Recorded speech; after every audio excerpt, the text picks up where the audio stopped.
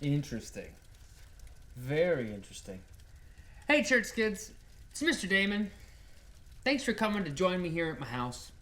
Just sitting in my favorite chair, doing some light reading, learning about nuclear fission, which, funny enough, is actually what I almost named my first child, but we went with Kaylin instead. I love her. She's amazing. You know what else is amazing, church kids? Some of our all-time favorite church kids messages. That's right. We have shot a lot of incredible church kids stories.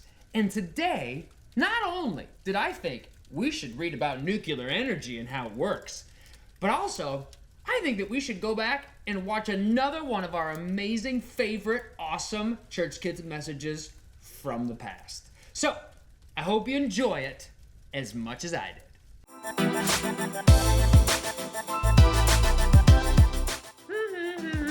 Hi, church kids! It's Mr. Damon, and I'm so excited that we get to hang out today.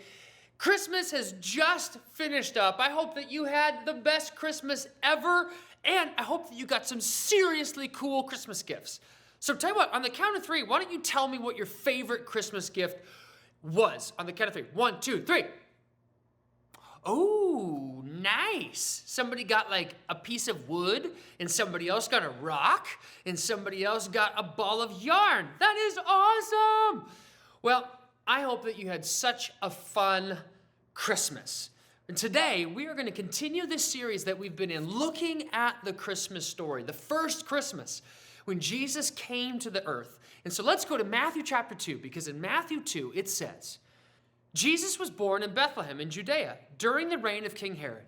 About that time, some wise men from eastern lands arrived in Jerusalem asking, "Where is the newborn King of the Jews?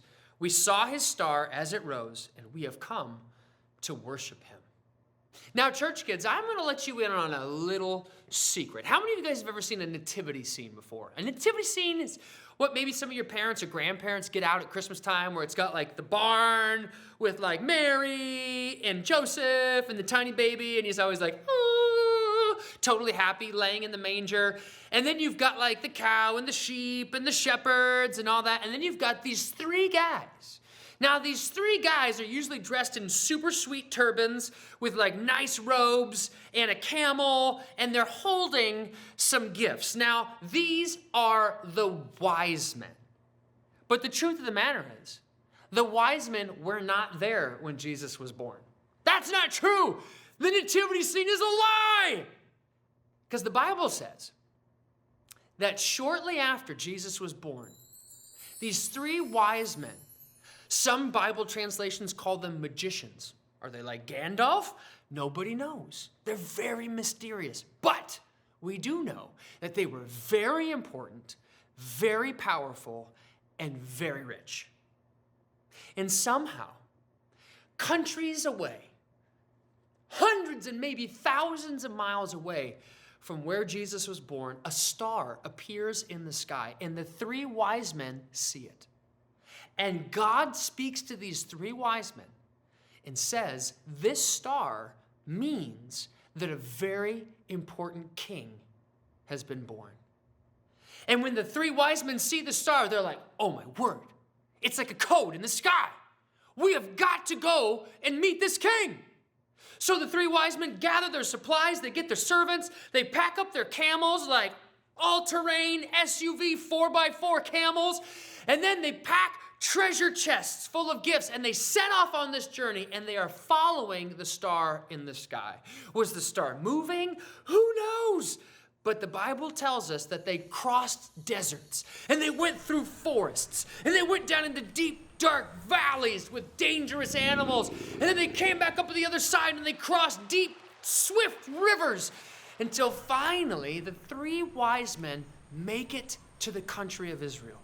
And then once they get inside the country of Israel, they make it to the region called Judea. And then when they get to Judea, they make it to a tiny town called Bethlehem. Now, when they arrive, church kids, they don't know who they're looking for. They just know they're looking for a king. So where do you go to find a king? Well, in the palace, of course. So they head straight to the palace of King Herod. Now, King Herod was not a good guy. In fact, he is the bad guy in the story. Because King Herod sees these three powerful, wealthy wise men show up, and they're like, we are here to worship the King of the Jews. And King Herod is like, well, I'm the King of the Jews. And they're like, no, it's not you. It's the new King of the Jews. And King Herod is like, oh no, there's another king? Ooh. And so he sends the wise men out to find this new king because he's got plans to kill him. And so the wise men send out and they follow the star, and the star leads them to Bethlehem. And then down the streets they go, and the star stops over the top of a house. Church kids, it wasn't the stable. Jesus was not a newborn baby. In fact, he was about 2 years old. And the star stops above the house. They get down off their camels, and they walk up to the door, and they knock on the old wooden door. And they hear the latch unclick behind it. And slowly the door opens up, and they can see a man peering through the crack in the door. It was Joseph. Joseph was like, can I help you? Because he doesn't know who these guys are. But he's like, whoa, they look important. And the wise men are like, hey, we are here to worship the newborn king. And all of a sudden, the wheels in Joseph's head turns, and he realizes that they're here to see Jesus. And so he opens up the door more, and the wise men step into the little house. And there, across the bare room, because Mary and Joseph didn't have very much money. This was not a palace. This wasn't a beautiful house. This was a small house, probably made out of mud and timbers. And there at a little table in the corner, Mary's sitting at a chair. And sitting on her lap is this little 2-year-old toddler who's probably giggling and drooling, blah, blah, blah, blah, blah. And it was Jesus. And the wise men walk in, and church kids, the moment that these three rulers, these three wise men, see this little 2-year-old, they know.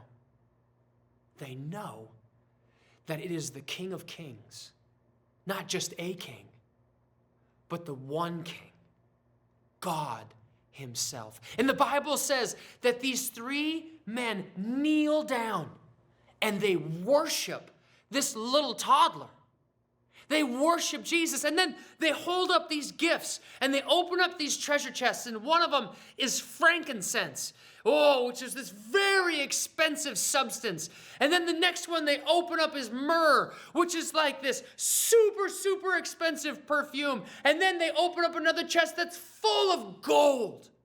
And they offer these gifts to Mary and Joseph to give to Jesus, because they understood finally that they had not come to see just a king, but they had discovered the one king to rule them all. They had discovered God himself. And church kids, they knew that God had left heaven and come down to this earth to give himself as a gift to us. And the natural response of these wise men was to do what? Was to want to give back. You see, when you and I discover who Jesus is and we see Jesus for ourselves, do you know what it makes us want to do? It makes us want to give back to Jesus, to give back our life and say, Jesus, I owe you everything. Take my life. And then if that's not enough, we look around at the people around us, and Jesus' love makes us want to be generous to everybody around us, just like the wise men that day. You see, church kids, when you see those three wise men in a nativity, you'll remember, hey, it's a lie. They weren't there when Jesus was born. But the other thing we're going to remember is this. When we see Jesus for ourselves, we discover he's not just a story. He's God himself. And that God gave himself as a gift to us. And now we get to give our lives back to him.